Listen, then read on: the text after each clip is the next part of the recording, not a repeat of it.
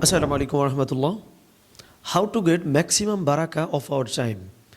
Let's do 3 prophetic things so that we can get barakah of our time.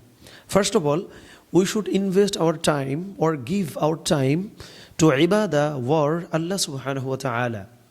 Because Allah subhanahu wa ta'ala said, "Man ja'a bil hasanati falahu ashru amthaliha."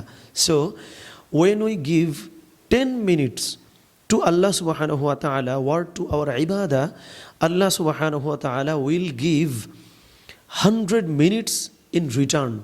This is the promise of Allah subhanahu wa ta'ala. So we should give or invest more and more time to our ibadah or to Allah subhanahu wa ta'ala.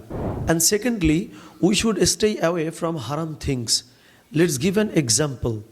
When we don't play any haram games, or when we don't consume any haram contents, or when we don't do anything haram in our Islam, automatically we can turn this time into good deeds, or ultimately we can get barakah of this time that was almost going to be killed in haram things.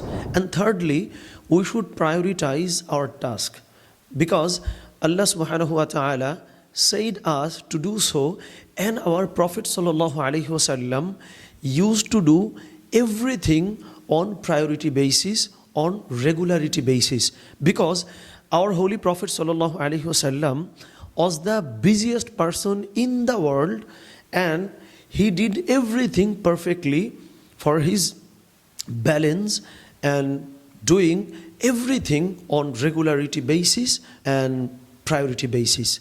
So we should follow these 3 things or 3 steps to get maximum barakah of our time.